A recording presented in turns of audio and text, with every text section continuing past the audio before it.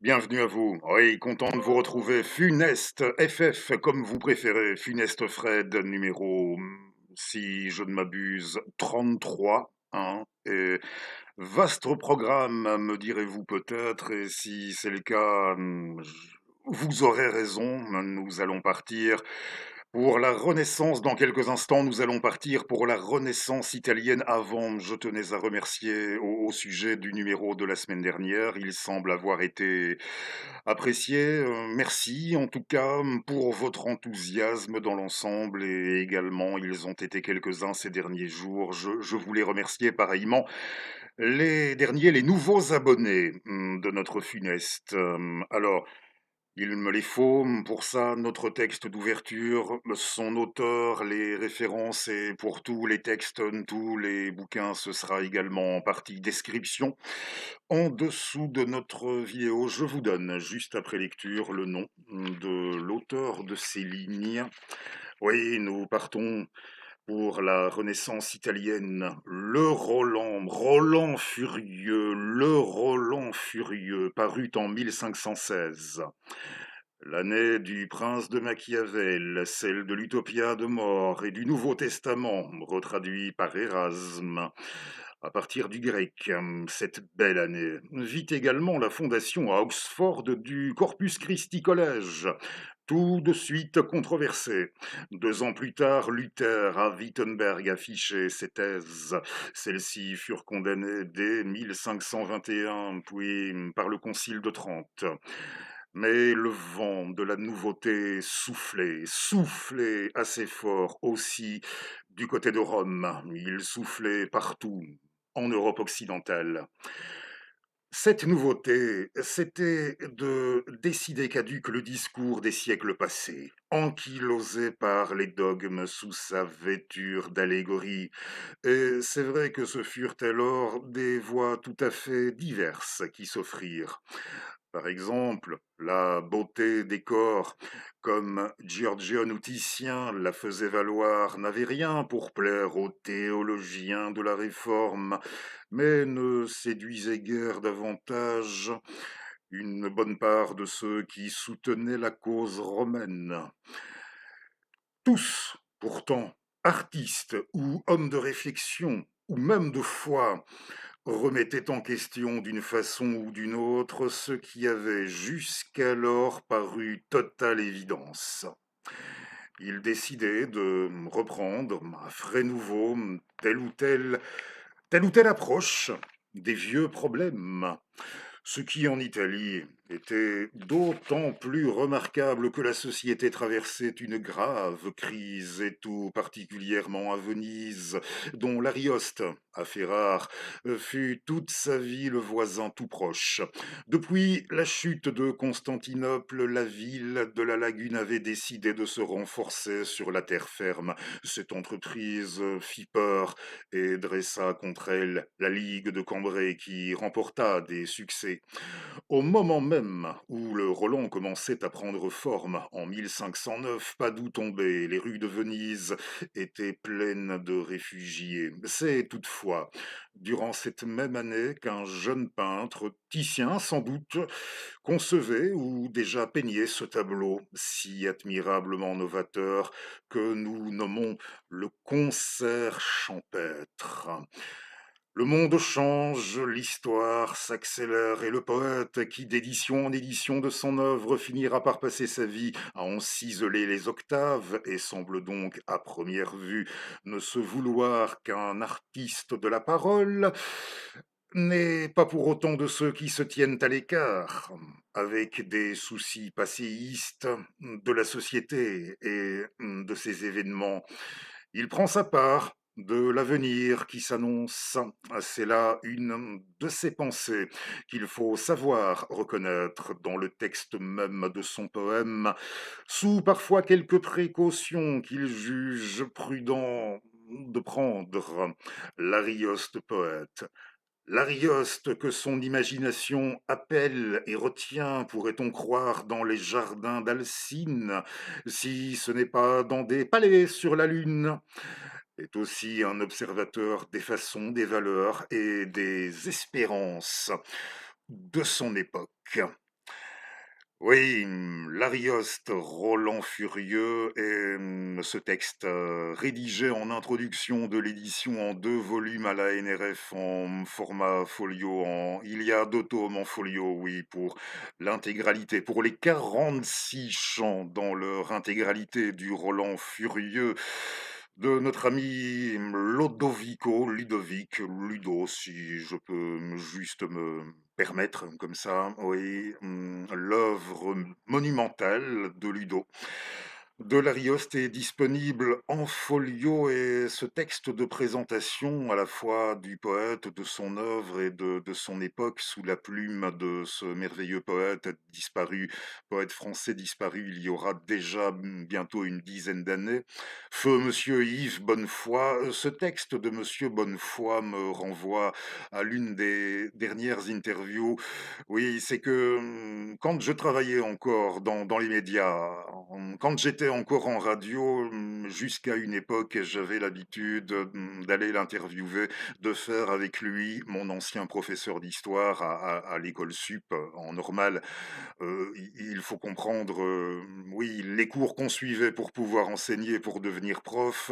J'avais l'habitude de faire avec lui au moins une théma par an et je me souviens la dernière tournée autour de la Renaissance et je le revois dans son bureau d'un établissement dont il assurait alors la direction. Oui, je le revois me parler un peu dans les mêmes termes que le poète, que Monsieur Bonnefoy, de ce passage des années 1400 aux années 1500. Notez l'avènement de la Renaissance pour le monde occidental. L'Italie, en gros, elle l'avait pour ainsi dire faite au moment du passage des 14 au 15, hein, de ce qu'elle avait fatalement nommé pour les 14 le Quattrocento pour les années 1400. Le Quattrocento, elle l'avait pour ainsi dire faite. En gros, sa renaissance au moment de passer des 1400 aux suivantes et je revois mon professeur me parler de l'avènement du changement d'époque, de l'avènement d'une nouvelle ère et ça m'avait renvoyé si vous me permettez, comme je le fais parfois de temps en temps, j'espère pour vous divertir, je dis bien, j'espère avant de passer à la suite, l'évocation de ce souvenir, de le voir m'en parler comme ça de la Renaissance, ça m'avait renvoyé antérieurement à un cours antérieur avec lui, quand j'étais parmi ses étudiants, le cours qu'il nous avait donné là-dessus, sur la Renaissance et comment il l'avait introduit en nous questionnant qu'est-ce que ça représente pour vous le passage à la Renaissance? Dans la classe silence radio, oui, pour ainsi dire, on va dire silence de mort, sauf votre serviteur, et je ne suis pas venu vous raconter ça pour rétrospectivement, tardivement, exiger quelques médailles en retour que je n'ai jamais mérité, du reste, mais mettons, voilà, on ne va pas dire timidement, non, moi timidement, tout de même pas, mais nonchalamment, discrètement, voilà. Mine de rien, je m'étais autorisé, comme ça représente quoi pour vous le passage à la Renaissance? Peut-être bien le passage à une conception un peu plus anthropocentrique du monde. Et à ce moment-là, ça aurait pu être filmé, ça pourrait figurer dans un film, mon prof, pour me signifier que j'étais en plein dans le mille, que j'étais dans le bon, tout en continuant à me tourner le dos, il avait claqué comme ça, voilà, c'était, oui, c'était vraiment, oui, pour me signifier que j'étais en plein dans le mille, hein, pas peu fier. Bon, non, non, non, bien sûr, comme je vous dis, mais si je suis venu aujourd'hui, ce funeste 33, en priorité, ce n'est pas pour évoquer avec vous ce souvenir, même si ça peut faire du bien au passage, hein, et je salue notre grand médiéviste belge, spécialiste notamment en histoire wallonne et ennuyère, Monsieur Gérard Bavet, si jamais il nous voit, Monsieur Gérard, et Le docteur Gérard Bavet, non, en priorité aujourd'hui, je voulais, car de l'Arioste, il n'a pas écrit que son Roland, furieux. Désormais, on les a dans notre langue. C'est sonné, c'est disponible depuis quelques semaines. Ça a été édité chez Verdier, avec cette couverture, cette couleur, cette teinte en librairie. Ce sera, je crois, des plus reconnaissables. Une traduction avec également que l'on doit, ainsi un excellent texte de présentation. Traduction, texte de présentation et commentaire d'un autre Frédéric Tinguely, et qui a traduit de l'italien dans notre langue ces sonnets de l'Arioste, et il nous explique comment ça s'est passé au niveau de son travail, comment il a opéré par rapport à son travail de production, et il précise déjà que techniquement parlant, pour ce qui est en gros de la matrice, techniquement parlant, pour la poésie de l'Arioste dans l'ensemble, il faut se tourner, et pour ces sonnets, bien sûr, il faut se tourner en priorité, c'est dans la direction pour sûr, dans la direction de Pétrarque, mais on aurait tort d'envisager notre Ludo, l'Arioste comme un poète des plus techniques, pas vraiment. Et ce que j'ai apprécié aussi dans l'intro de l'autre Fred, c'est là, oui, je me suis autorisé à trouver qu'il y avait quelque chose de plus que judicieux dans ce choix qu'il a fait au moment de traduire de l'italien au français, de laisser tomber un certain nombre de pronoms personnels sujets, ce qui ne fait qu'intensifier, c'est mon avis, mais il me semble que ça ne fait qu'intensifier le caractère, j'ai envie de dire, des plus fluides. Aérien, oui, voilà, c'est le mot. Ça convient mieux encore, aérien, de cette poésie. Je ne sais pas si vous avez déjà vu le bouquin à l'écran.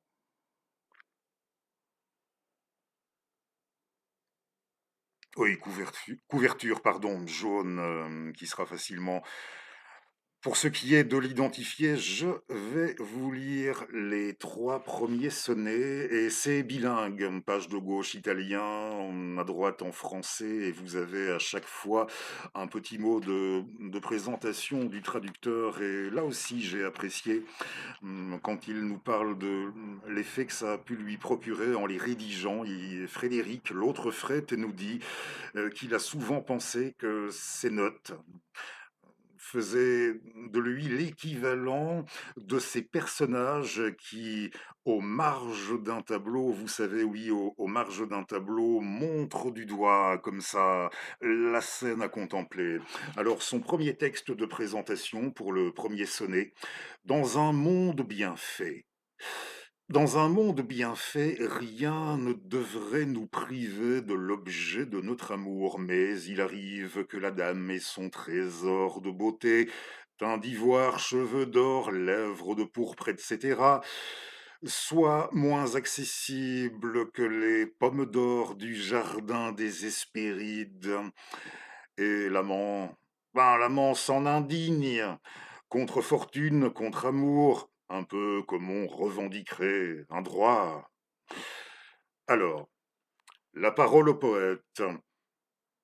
Pourquoi fortune ainsi me disputait l'ivoire et l'or, ce qu'amour m'a donné, perles et pourpres et cet autre trésor dont me croyait et riche et gratifié. Par toi, me vois privé de l'approcher, de m'en éjouir, en pauvreté me meurs. Non mieux gardé fut au rivage mort des Hespérides le fruit jalousé. Pour un vigile auprès du bois précieux, il en est sens, surveillant les richesses, dont pour en jouir, amour me fit largesse. À lui le blâme, à lui qui fit le don. Quelle puissance a-t-il en son royaume si ce qu'il donne à défendre, il n'est bon? Alors, Texte de présentation du sonnet numéro 2. Toujours dans un monde bien fait, toute relation amoureuse serait réciproque, mais Cupidon, vous savez, Cupidon décoche ses flèches en gamin aveugle, et tout est dès lors déséquilibré, sans harmonie, sans nulle proportion entre le plaisir éphémère de l'inamoramento et la douleur chronique qui en résulte. L'amant n'y trouve guère son compte. Lecture. Qu'un bref regard, hélas, est mal payé. D'une passion âpre et si persistante, un court plaisir d'une douleur constante, un prompt départ, d'un retour retardé, cela provient d'une flèche inégale, du feu impair par l'amour inspiré, perçant mon cœur sans toucher votre menthe. Vous insensible et moi tout enflammé, je crus qu'amour tous deux nous pourchassait, et vous lirez à moi en même lac, mais me prit seul, et vous laissa courir. Mauvaise vue il eut en ce jour-là, car vous prenant il tenait grande proie, bien se montra petit enfant aveugle. Le troisième, la relation amoureuse est une navigation mouvementée, mais le naufrage n'est pas inéluctable. Guidé par les yeux stellaires de sa dame, l'amant est arrivé à bon port, allégorie d'un amour à l'abri des tempêtes de la chair nullement. Le port auquel s'adresse le sujet lyrique, superposant ainsi destination et destinataire, est en réalité l'alcôve d'une nuit de jouissance. Sur sa carte du tendre, l'Arioste dessine en pointillé un havre aux grâces bien charnelles. En effet, ô port secret, en sûreté, fidèle, ou à l'abri des grands flots, deux étoiles du firmament les plus claires et belles m'ont escorté après un noir périple. Hors au vent, à la mer, je pardonne le tort souffert et les graves tempêtes, parce qu'à moins de ne passer par elles, ne pouvait jouir de si grands réconforts, ô cher asile, ô chambrette chérie, qui en ces douces ténèbres accueille, jouissante nuit plus claire que soleil. Oublie, tort, dédain, fiers et amers, car telle grâce t'attend, ô mon cœur, qu'elle opéra services et services. Vous entendrez aussi en cours d'émission le poème suivant, le sonnet suivant, que j'aime beaucoup, qui est le fameux sonnet de l'Aigle. Mais de la même manière que je vous ai présenté le bouquin, le recueil qui vient de sortir, même si on avait déjà quelques éléments, si je peux me permettre juste cet affreux anglicisme opportun, déjà spoilé dans le texte d'ouverture, quelques repères sur l'auteur. Alors, Ludovic, il a vu le jour, figurez-vous, il est né à peu près 6 mois avant son contemporain Michel-Ange. Et oui, il est né 6 mois avant Michel-Ange à Caprese, et lui, il est né dans ce qui devait devenir plus tard la province réputée, la région réputée la plus rouge, la plus révolutionnaire d'Italie. Bon, il est vrai, Benito venait de là aussi. Le chanteur Zucchero, qui n'est pas à proprement parler un nul non plus, aussi vient de là. Oui, originaire d'Émilie-Romagne, et ça faisait alors partie du duché de Ferrare. On peut comprendre que Lodovico, et ce qui est marrant, petite parenthèse encore, Michel-Ange, le prénom de l'Arioste, Michel-Ange l'avait dans son nom de famille, hein, c'était Michel-Ange dit Lodovico Buonarroti Simeoni. petite parenthèse tout à fait anecdotique, hein, mais bon, on peut comprendre qu'il serait devenu assez vite, assez mature, étant donné qu'il a dû, s'occuper assez rapidement en famille, de ses frères et sœurs, quitte à ne pas et il est allé à l'université de Ferrare, mais il ne réussira pas à étudier, notamment ce sera le cas du grec il n'aura pas la possibilité d'étudier tout ce dont il avait rêvé en raison de ses priorités, de ses obligations familiales. Et là, oui, il va à l'université à Ferrare et vous savez, c'est l'époque de ces fameux seigneurs de guerre, de ces fameux condottieri, ces seigneurs de guerre italiens avec une philosophie assez particulière, ces puissants seigneurs pour qui tenir fermement les choses en main et vivre un maximum d'aventures en déployant un maximum d'énergie sur un mode un tantinet à la fois mercenaire et nietzschéen, ça a plus d'importance que la défense d'une cause ou d'un camp déterminé. Philosophie des condottieri à l'époque. Et le duc d'Este, oui, de la dynastie d'Este à Ferrare faisait partie de ceux-là, de ces seigneurs. Et à partir d'un moment, on comprend de même que Ludo a fait le choix de se rallier à Alphonse d'Este.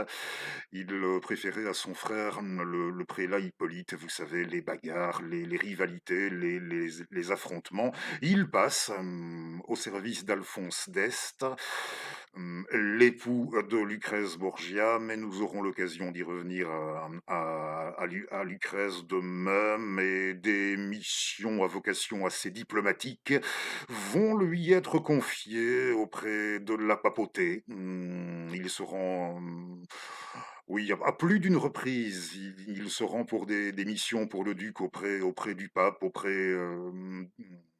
pour commencer, du pape Jules II. Et physiquement, Ludo l'Arioste, Ariosto, physiquement, il a un petit côté, oui, les traits, le regard peut-être un peu moins dur, un petit côté physiquement Bernard-Pierre Donadieu, et on peut présumer qu'il devait, car pour confier à l'époque ce genre de mission, ça ne devait vraiment, mais alors là, vraiment pas rigoler, présumer qu'il devait tout de même être dans l'ensemble assez solide et costaud, car on va carrément lui confier la fonction de gouverneur dans une province d'Italie. Il sera gouverneur de cette province. Pardonnez-moi peut-être, mais j'ai eu beaucoup de difficultés pour en mémoriser le nom. La province, vous connaissez peut-être là-bas, euh, dans la péninsule, Garflagnana. Oui, il est gouverneur de Garflagnana, et si on l'envoie là-bas, c'est parce qu'il y a des problèmes, il y a des brigands, et beaucoup trop de brigands, et comme quoi il devait avoir, à l'image des héros de ses bouquins, il devait s'y connaître sur le plan du maniement des armes, et il doit avoir fait plutôt du bon taf dans l'ensemble, et comprenez, une fois les malfrats, une fois la racaille ou éliminée ou mise à l'ombre, on va estimer, et là il a déjà une bonne quarantaine. Oui, comme il a fait du bon travail et qu'il écrit, car il a écrit, il faut bien se dire que son œuvre la plus monumentale, son œuvre principale, son Roland, il l'a écrit alors qu'il était encore dans la vie active, et partant encore à son gouvernorat, oui, à son gouvernorat. Et voilà, on va estimer qu'on peut le laisser désormais vaquer tranquillement à ses occupations, sur ses bouquins, dans sa villa. Et c'est sans doute dans cette dernière époque qu'il s'attelle à ses sonnets. Il nous quitte. Il n'a pas même atteint les 59, il nous quitte. Oui, l'Arioste décède le 6 juillet de l'an 1533, vous aurez peut-être fait la déduction au passage. Le Roland Furieux, il est sorti. Le Roland Furieux qui sort 100 ans tout juste, on va en reparler aussi très bientôt, qui sort 100 ans tout juste avant le Don Quichotte de Cervantes, hein, avant le Quichotte de l'Espagnol. 100 ans tout rond d'écart entre les deux, ça aura son importance un peu plus tard, et au moment de la sortie de son Roland, il avait la quarantaine. Voilà, la quarantaine bien sonnante. Notre ami Larioste, voici pour quelques repères biographiques. Encore un peu de lecture de poésie. On retourne dans le recueil de Sonnet et oui, je n'oublie pas notre aigle. L'aigle, ce sera normalement pour tout à la fin. Là, j'ai très envie d'aller. Oui, ceci. Il y a l'histoire de cette coiffure, mais avant la coiffure, ben, ici, le mot de présentation, c'est bien par rapport à ce qu'on vient de dire. Un texte qu'il a écrit quand il était gouverneur. Nommé gouverneur de la Garfacnana. Donc, comme quoi, oui, il devait avoir écrit quelques-uns de ses sonnets, ou tous, avant sa retraite. Je ne sais, et puis peu importe, ça ne nous empêchera pas de dormir. Nommé gouverneur, dit-on, de la Garfacnana, le poète a été contraint de s'éloigner de Ferrare, et plus encore de sa dame. Ah oui, le voici engagé dans une long distance relationship, hein. C'est pas moi, c'est l'autre Fred, mais on lui pardonne tellement son ouvrage et son travail sont remarquables. Oui, il dit long distance relationship, confronté au paradoxe de la visite, plus douloureuse que réconfortante, comme celle du corps. Les cures de l'âme demandent-elles aussi un minimum de continuité? Alors le poème: je pensais, dame, qu'être absent de vous ne devait être pour moi si pénible. Si à revoir votre beau regard doux venait parfois comme autrefois, souvent, mais après que l'impatient désir m'a transporté vers vous, le cœur ne perd nul de ses mots, acerbes et cruels. Mais, mais à l'inverse, les sons redoublaient, vous revoir m'eût aidé si ce ne fut pourtant si bref. Mais par le dur départ, poison ce fut, et non léger remède. Ainsi conduit le malade au tombeau. Un traitement suspendu, et mieux vaut n'entamer soin plutôt que l'interrompre. Ah oui, c'est moi qui ajoute, ce n'était peut-être pas nécessaire, mais quelle belle lettre, oui, si vous permettez encore, quelle belle lettre à l'absente. Hmm. Exemplaire en tant que tel. Alors, oui, la chevelure, l'histoire sur un ton, peut-être, peut-être à vous de juger un peu plus humoristique, car oui, perdre ses cheveux, c'est pas nécessairement drôle, et c'est la raison pour laquelle, dans une perspective humaniste ayant été très triste, des fois, de voir des personnes que j'appréciais énormément, et qui avaient perdu leur tif pour la raison que vous devinerez aisément. C'est pas nécessaire de vous faire un dessin. Ça m'avait fait beaucoup de peine. Alors oui, je vais dédier la lecture de ce poème aux personnes confrontées à ça. Et si vous y êtes présentement confrontés, que ça puisse vous insuffler, sans ironie aucune, hein, bien entendu, quelques sources d'énergie en mode humaniste, humaniste à l'italienne. Hein. C'est que, vous voyez, notre histoire ici. Impossible de ne pas s'indigner. Pour la guérir, hein, soi-disant ici, pour la guérir d'un mystérieux mal, Un médecin inepte a commandé à la dame de se séparer d'une partie de sa chevelure. On aurait quand même pu trouver un autre remède, à moins évidemment que les boucles du dieu de la médecine n'y soient pour quelque chose. Bon, allez, lecture. L'Arioste. Voici donc les nœuds d'or, la chevelure qui, en tresse, ruban ou rassemblée de cent façons entre perles et gemmes, où l'achauvant toujours était si belle. Qui a souffert qu'elle soit enlevée à ces vivants albâtres et miniums, à ce visage en beauté le premier, à ses parents bien moins infortunés. Docteur, indocte, autre aide, autre remède, n'y avait-il en ton art que doté tel parure à chef si honoré? Mais ton Phébus a peut-être ainsi fait pour une fois ses cheveux écartés, même les siens, par devant tous les autres. Oui, encore un avant de clôturer, hein, oui, il avait un profil assez, aquilin, hein, je l'ai déjà dit, l'Arioste, à qui il ne au vu des portraits qu'on a conservés, oui, manifestement, il ne fallait pas on a parlé des missions qui ont pu lui être, confiées. Vous avez même entendu la lettre qu'il rédige à sa meuf au moment où il est en pleine action, là-bas, contre les brigands, hein, et le Roland furieux. Pour y revenir quelques instants, le Roland furieux, c'est quoi? Alors, je vais vous montrer, elles ne sont pas encore apparues, les couvertures en édition folio, hein, et les deux tomes. Et nous aurons vu passer à plusieurs reprises dans ce numéro, et j'espère que ça ne va pas occasionner motif à censure dans le chef des responsables ou de je ne sais quelle machine infernale sur cette plateforme, hein. Pas de censure, j'espère tout de même pas. On l'aura vu passer à plusieurs reprises, l'inconstante Angélique. Mais si vous permettez encore 2 secondes de patience, je vous montre la couverture du premier folio.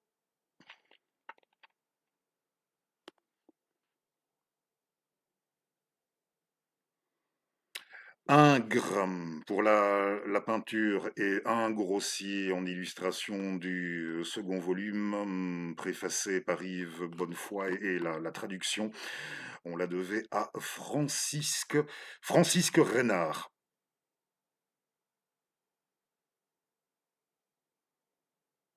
Bon, c'est même si on a déjà eu quelques repères, c'est quoi, à la question, en gros, c'est quoi, l'Arioste? Dites-vous bien que, on a parlé d'un véritable sur le plan narratif, on a parlé d'un véritable dédale, les mains d'un labyrinthe, vous avez saisi que vous allez avoir affaire mais vous arriverez toujours d'une manière ou d'une autre, à vous savez, à retomber, toujours d'une manière ou d'une autre, à retomber sur vos pattes, à réussir à rejoindre les bouts qu'il faut et à progresser dans ces milliers de vers, ces 46 chants sous la plume de Ludo. Oui, il y a 46 chants, au total, je pense l'avoir déjà dit, et oui, plusieurs intrigues en parallèle se développent, et si l'on devait schématiquement esquisser en 3 fois, en 3 chants, mettons, l'histoire de Charlemagne mythifiée, il va sans dire, embellie, Charlemagne en Espagne, Charlemagne et les Sarrasins, et puis Roland, dans le droit fil, dans le fil du Roland de Roncevaux, de la chanson de geste, la chanson de Roland. Roland de Roncevaux qui devient ici Roland furieux, et nous saurons avant la fin pourquoi il est devenu, on le qualifie de la sorte, furieux. Il y a l'histoire de Roland et d'Angélique, l'inconstante, la bien inconstante Angélique. Oui, et l'histoire d'Angélique et de Roland qui devient aussi, et là ça fait mal l'histoire, oui, ça va faire très mal l'histoire de Médor et d'Angélique. Et il y a aussi car il faut se dire que et il n'a pas été le seul écrivain à s'être vu confier, ce type de tâches, hein. Ils ont été, pas mal à travers les siècles. Le Roland Furieux, pour ça, c'est aussi le livre, entre autres, mais c'est aussi ça, le livre qui légitime dans son aura et dans sa puissance, par l'évocation des origines mythiques de cette destinée, qui légitime, qui vient la légitimer, l'aura, dans toute sa puissance de la dynastie, d'Este, pour le duché de, Ferrare. Voilà pour, oui, 3 grands axes on raconte en fait, c'est bien connu car il y fait pas mal allusion dans son journal, dans ses journaux de guerre. En 14-18, entre 2 combats, c'était le livre, préféré, la lecture préférée d'Ernst Junger entre 2 batailles, 2 combats. Il y trouvait aussi bien de quoi, se relaxer complètement et se stimuler à la fois pour la suite.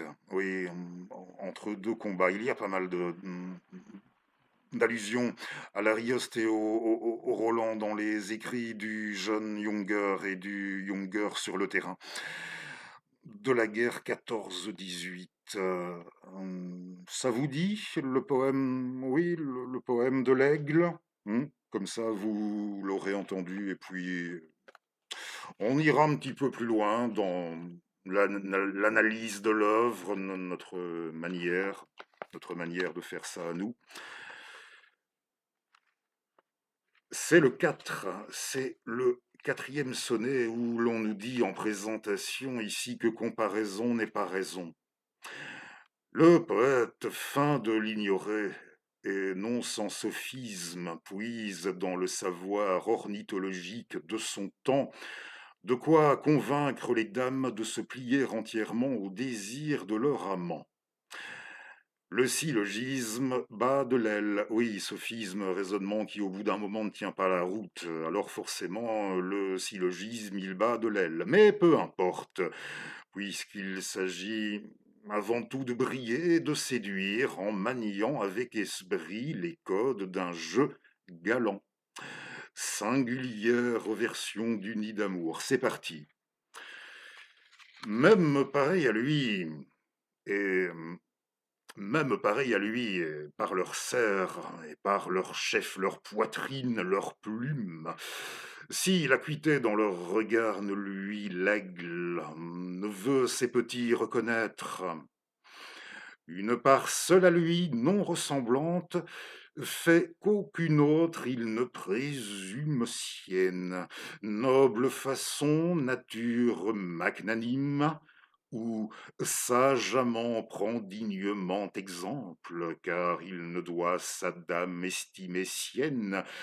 Si ses plaisirs, désirs et volontés en elle n'ont toute conformité, me différez de moi donc en un seul, pour que de vous l'entier me corresponde, car vous convient être tout ou non mienne. Oui, pour la morale, effectivement, sophisme ou pas sophisme, à vous de renvoyer à votre plus entière appréciation. Je vais vous montrer non pas des nouveautés en rapport avec l'Arioste, son époque et son monde, non pas à proprement parler des nouveautés, mais des livres qui sont sortis dans le courant de ces dernières années écoulées. Alors, pour contemporain direct de Lodovico, César Borgia, qui avait vu le jour, je pense bien la même année. Si je me suis gouré, je me corrige, en description ou en comment quand je le fais, à chaque fois que je me gourre, que ça m'arrive, de m'être gouré, par Yvan Cloulas en format disponible en format de poche chez nos amis de la collection texto qu'il m'arrive de trouver des fois inégale, hein, ça n'engage que moi, mais ça ne m'empêchera pas de faire sans aucun accord commercial avec cet éditeur, comme pas plus qu'avec un autre, de continuer à vous les montrer. Celui-ci, il est très bon. De fait, je vous le montre. Yvan Cloulas, son César Borgia, fils de pape. fils de pape, prince et aventurier. Attention, ecce homo.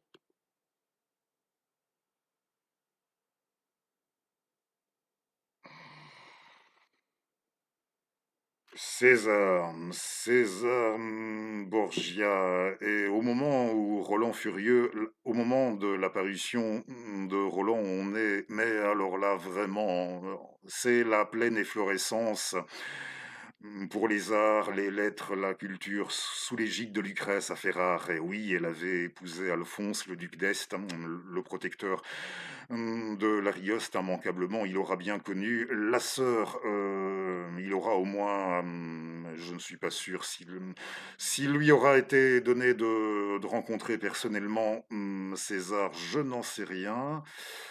Je sais pas si j'apprends quelque chose en rapport avec ça un jour. Là aussi, je viendrai vous donner la précision, mais la sœur, pour sûr, il la connaissait très bien, puisque c'était l'épouse de son seigneur et protecteur. Oui, on était en plein âge d'or de Lucrèce Borgia, protectrice à Ferrare des arts et des lettres.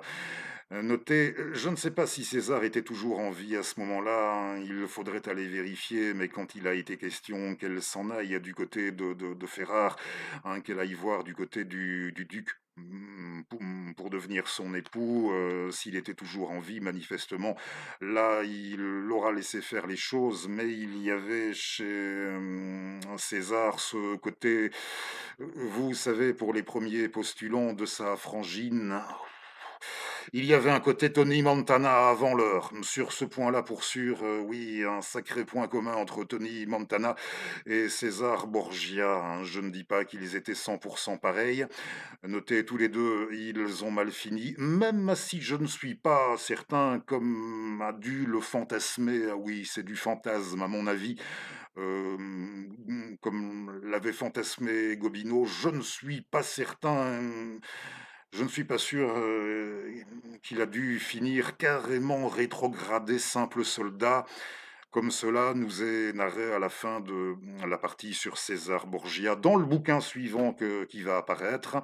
C'est pas la première fois, mais un rappel n'est jamais de trop, puisqu'il s'agit de Gobineau, La Renaissance, hein. Je possède entre autres, c'est peut-être le bouquin de ma bibliothèque auquel je suis matériellement le plus attaché. C'était vraiment une très belle édition avec une carte terriblement didactique, impeccable, et une chronologie aussi de la Renaissance italienne, hein.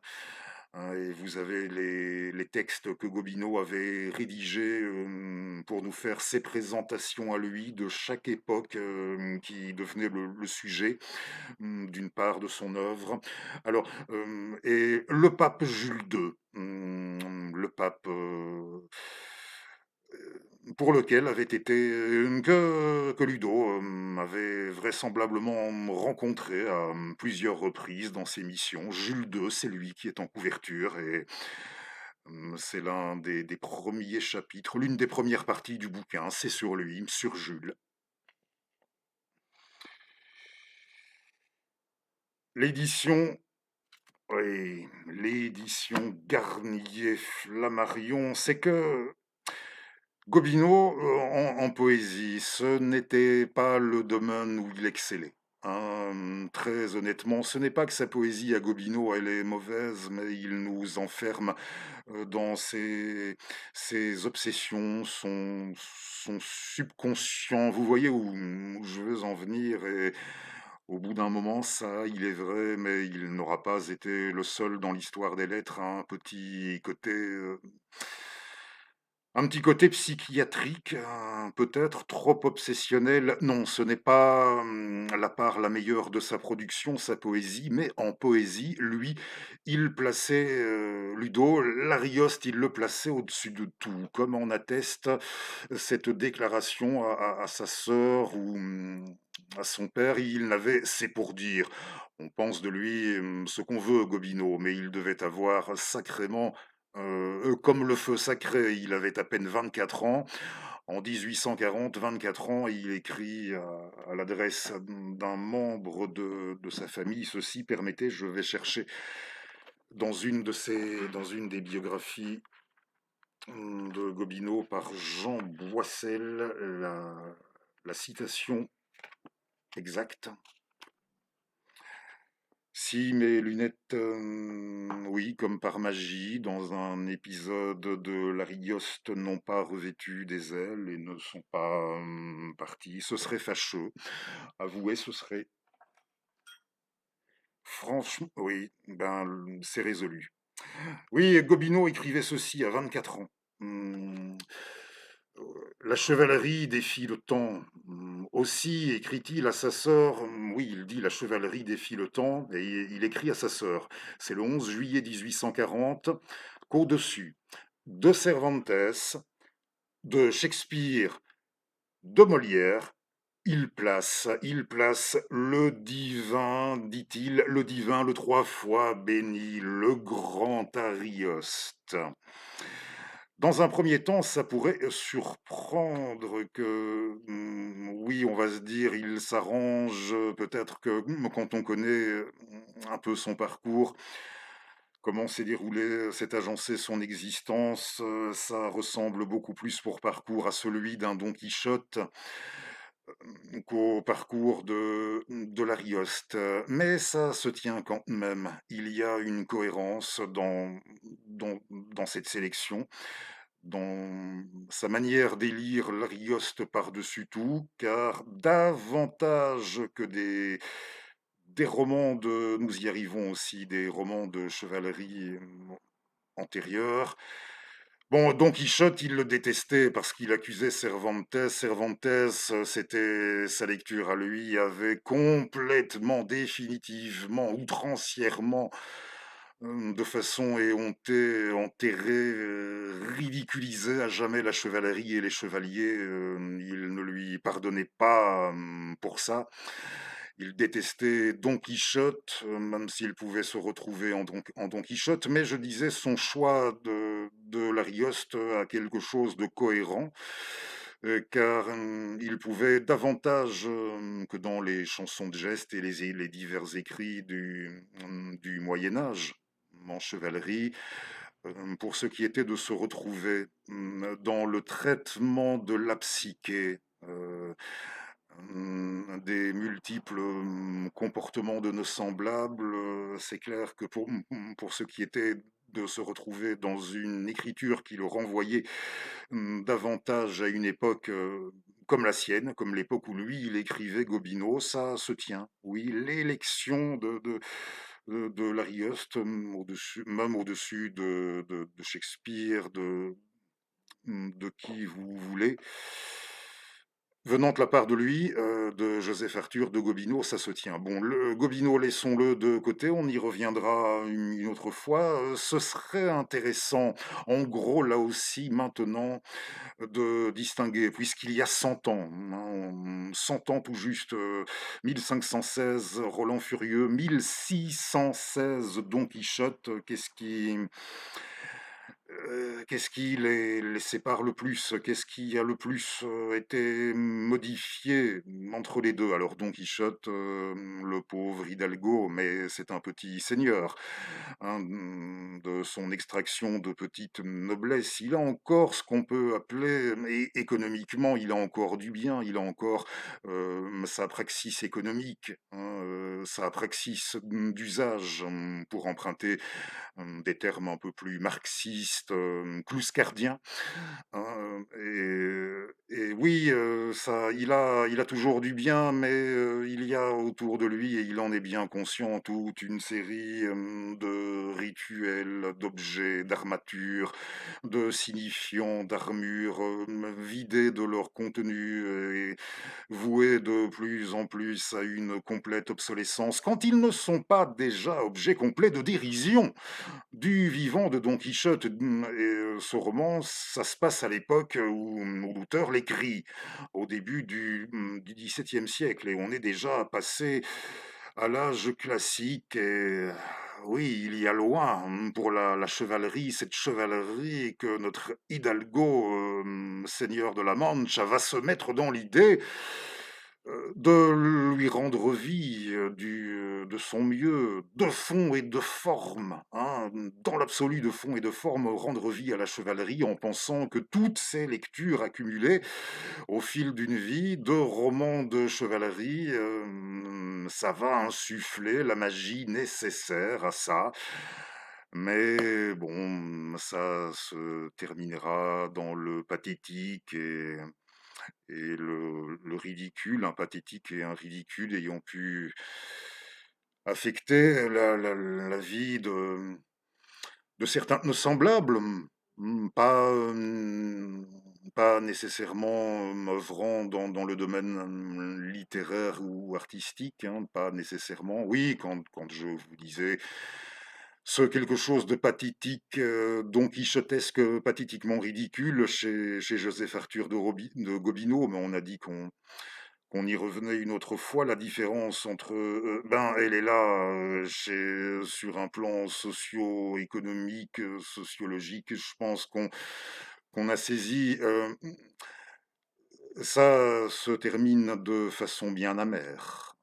Oui, on l'a bien amère à la fin de Don Quichotte, à moins de n'avoir pas de cœur du tout, du tout. Tandis que Ludovico, quand il écrit, il faut bien se dire, 100 ans plus tôt, hein, on est dans cette époque de changement, de transition, de renaissance qui commence à s'imposer un peu partout. Les Européens, il est vrai, les Européens viennent, il est vrai, de découvrir l'Amérique, une ère de découverte géographique, d'extension des connaissances sur ce terrain. Et puis il y aura aussi une dizaine d'années après la sortie du Roland, il y aura la plus grande révolte, et on pourrait même dire révolution sociale qu'aura connue jusque-là. Oui, la révolution en Allemagne, hein, au départ des paysans d'Allemagne, hein, ce sera dans les années 20 du XVIe siècle, le plus grand soulèvement social et de paysans de l'histoire.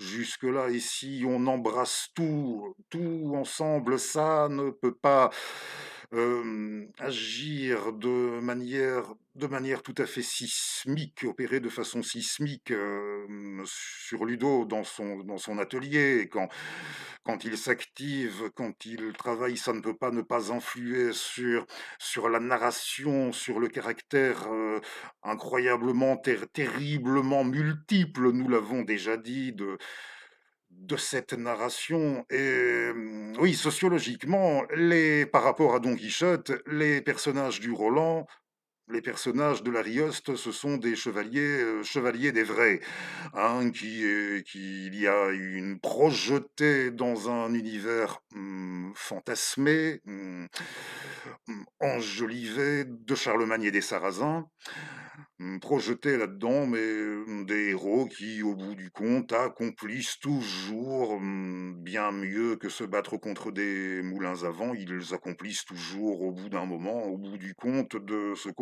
qu'on peut appeler de réelles prouesses, de véritables exploits. Mais oui, ce sont des seigneurs qui ont leur praxis économique, leur praxis d'usage et leur pratique de classe, alors toujours parfaitement en adéquation, hein. On est encore jamais qu'au début du XVIe siècle. Et la différence, aussi bien avec Don Quichotte, hein, qui n'est pas toujours aussi aisé à lire qu'on le prétend, hein, qui réclame d'être tout de même très motivé à partir d'un moment. J'aime bien, mais bon, oui, il faut être motivé, reconnaissons-le. Quichotte, ce qui fait la différence aussi bien livresque, sur le plan livresque, par rapport à Don Quichotte et aux romans de chevalerie d'avant, ben, c'est que déjà, l'écriture de l'auteur, on ne la sent plus, elle n'est plus page après page imprégnée de la même manière. Il n'y a plus ça, hein, cette façon dont les lettres sont imprégnées du sceau des structures d'ordre et de commandement. Des structures d'ordre et de commandement ancestrales, ici, Bon, j'exagère peut-être, mais il faudra au besoin des fois, se rappeler que les personnages, ce sont des seigneurs, hein, que ce sont des personnes tout de même, ayant un statut très élevé au sein de la société. Il faudra se le remémorer au passage, tant et on y arrive, voilà, c'est très rapidement qu'on en vient à se retrouver en eux, à s'identifier en eux, les héros de l'Arioste. Et le traducteur des sonnets nous dit l'Arioste pour ces sonnets, comme en général, hein, il faut déjà se le représenter comme un poète italien et un grand et des meilleurs dans ce quand on essaie de se le représenter, de se l'imaginer dans son atelier avec sa plume, son encre. Il faut voir un poète italien, c'est-à-dire qui nous fait comprendre qu'il est revenu dans la vie d'un certain nombre de choses, voyez-vous, hein, hyper lucide, et en même temps, il a conservé un cœur à la Bruce Springsteen. Oui, j'écoutais ça, j'entendais ça tout à l'heure, j'entendais passer ça, j'aime bien aussi. Et Springsteen, il a l'Arioste, oui, hyper lucide, et en même temps, il a tenu à garder. Hein, et je ne sais pas s'il aura eu à faire des efforts particuliers pour ça. Il aura gardé jusqu'au bout ce cœur de poète affamé, hein, et c'est ça qui fait que très rapidement on se retrouve dans ces personnages, et dans ce qui tranche des choses que nous n'aurions pas rencontrées chez un Perceval, Parsifal, comme vous voulez, chez les chevaliers de la table ronde. Bien sûr, Roland Furieux, pour les carburants, on peut l'envisager comme la synthèse de tout ça, aussi bien les romans de la table ronde que ceux d'émanation celtique, bretonne, sans oublier les chansons de geste. Le Roland Furieux venu en 1516 aura été un peu la synthèse opérée de tout ça, mais pas que, hein, c'est vrai, mais bon, un exemple flagrant de ce qu'on aurait difficilement trouvé avec un chevalier de la table ronde. On n'aurait pas imaginé Perceval interrompant sa quête, hein, des fois, il l'a interrompu, mais c'était pas pour le même type de motif, hein. C'était parce que le diable était dans le coup, qui avait pris l'apparence d'une amante d'une femme séduisante, ou ce genre de choses. Sur son chemin ici, non, figurez-vous, et ça ne vous arrive jamais franchement de réfléchir au caractère bizarre de certaines décisions dans votre quotidien qu'il vous arrive de prendre? Non, sincèrement, jamais, hein. Ici, un chevalier chez l'Arioste, il interrompt sa quête parce il se rend compte qu'il a égaré un casque qui, a priori, n'a rien de particulier, et s'avérera dans l'absolu n'avoir rien de bien spécial, aucun pouvoir, particulier, mais le gars décide à partir d'un moment d'interrompre ce qu'il est en train de faire. Il n'a qu'une idée en tête, retrouver ce casque parce qu'il a convenu de le porter, celui-là, et non pas un autre, et ça génère des péripéties et des péripéties et des pages et des pages. Ces bizarreries de comportement quand il est question d'explorer, hein, de mettre sur le plat l'exploration de la psyché humaine. Oui, il y a tout de même un sacré saut qualitatif par rapport au Moyen Âge, et dites-vous aussi que on a parlé de ces structures seigneuriales qui ne s'imposent plus par leur présence dans le texte, sur le plan des signifiants. Elles ne s'imposent plus des signifiants pour sûr de la même manière, et c'est la même chose, j'oubliais de dire, avec l'Église. Chez l'Arioste, dans Roland Furieux, on a plusieurs séquences d'union, mais le lien sacré du mariage, le sacrement du mariage chrétien n'est pas évoqué. On n'aurait jamais conçu une chose pareille aux temps médiévaux. Vous serez d'accord avec moi. Voilà, donc là aussi, il y a ce qu'on peut appeler tout de même la commune rupture chez l'Arioste, et cette exploration, tout ça, bien sûr, sociologiquement, et l'exploration de la psyché, cette aisance avec laquelle on se retrouve, le goût qu'on prend à le suivre, et qu'on pourrait, ce ne sera pas notre mot de conclusion, mais ça aurait pu l'être, cette formule que j'aime bien aussi du traducteur des sonnets, qui nous dit entrer dans la rioste, dans les sonnets, et moi je résumerai globalement entrer dans la rioste, c'est faire l'expérience d'une densité qui invite ni plus ni moins à tirer le meilleur de soi. Oui. Alors, oui, l'exploration de cette psyché de façon qui frôle l'hallucination. Et je ne crois pas que ça peut expliquer uniquement du fait que les personnages sont souvent aux prises avec de la magie. Hmm. Pour ce qui est de s'identifier, le nombre de fois où vous vous êtes pris à vous convaincre dans votre quotidien que ce monde, s'il ne reposait pas sur quelque chose de décidément bien chaotique, alors sur quoi pouvait-il bien le faire? Ou encore, oui, sensation d'un monde livré au chaos, d'un monde chaotique, ou quoi encore, les décisions bizarres, ou quoi encore qu'on n'a pas dit, hein, qu'on retrouve volontiers chez l'Arioste. C'est... Oui, il y a beaucoup de... Je l'ajouterai, oui, si ça ne me revient pas à l'esprit comme ça avant que la fin de l'émission, je l'ajouterai en commentaire, c'est pas grave. Je ne sais pas si vous avez entendu tous les poèmes que j'avais prévus jusqu'à l'aigle, c'est parfait. Vous avez vu César, Borgia et le Gobineau, la, la Renaissance, et j'en ai encore deux. Oui, ben, si vous permettez encore, si vous me permettez encore quelques instants, quelques années avant sa disparition, c'est disponible en LGF Marcel Schneider. Si vous voulez quelque chose de plus pointu là-dessus, le livre de Schneider qu'il avait intitulé Le labyrinthe de l'Arioste.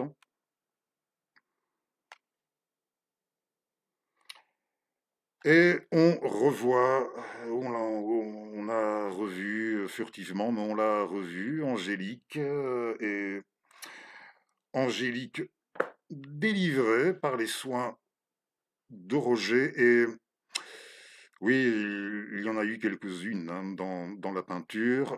En musique, parenthèse musicale, parmi les artistes au fil des siècles qui se sont inspirés de Roland Furieux, pour la musique, pour l'opéra au XVIIIe Vivaldi, reprise du titre original italien, ça ne s'invente pas, Orlando Furioso. Antonio Vivaldi. Je parlais des peintures, j'évoquais Ingres, entre autres, et le tableau qu'on vient de voir, le dernier, il est de Monsieur Jean-Paul Blanc, La Délivrance, tableau de 1876, La Délivrance. Hein. Et Gustave Doré, au XIXe siècle aussi, a fait des merveilles autour de Roland Furieux. J'en choisis une en guise d'enluminure. Et j'aimerais vous montrer, ce sera le dernier, le réédité. Je possède une édition originale de 1939, mais chez le même éditeur que le César Borgia qui est apparu. Chez Texto, on a ressorti il y a 2 ou 3 ans le Michel-Ange de Marcel Brion.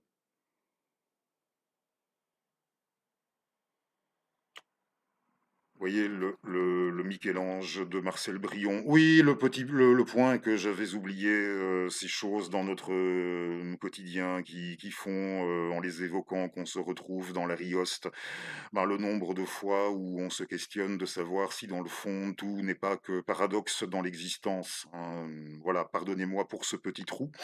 Hein. Il est vrai que notre émission, je m'en aperçois, est un petit peu plus longue que d'habitude, mais j'ai décidé de ne jamais dépasser voilà, l'étendue d'une heure de cours standard, 50 minutes, une petite heure, pourquoi pas. Il y avait tellement de choses à dire aujourd'hui. Oui, Marcel Brion, Michel-Ange, ils l'ont réédité. Marcel Brion, qui est le père, si vous l'ignoriez, il nous a quittés il y a peu, Patrick Brion. Vous savez, le monsieur qui présentait un grand chroniqueur cinématographique sur France Télévisions, le monsieur qui présentait avec un phrasé tout à fait particulier le cinéma de minuit. Le dimanche soir, bon, je pense que non, nous n'emprunterons plus ce dit phrasé, pour se dire au revoir. Je pense que c'est préférable. Grand monsieur, hein, qui nous a quittés, grand chroniqueur de cinéma, mais entre autres, c'était lui la voix du cinéma de minuit sur FR3.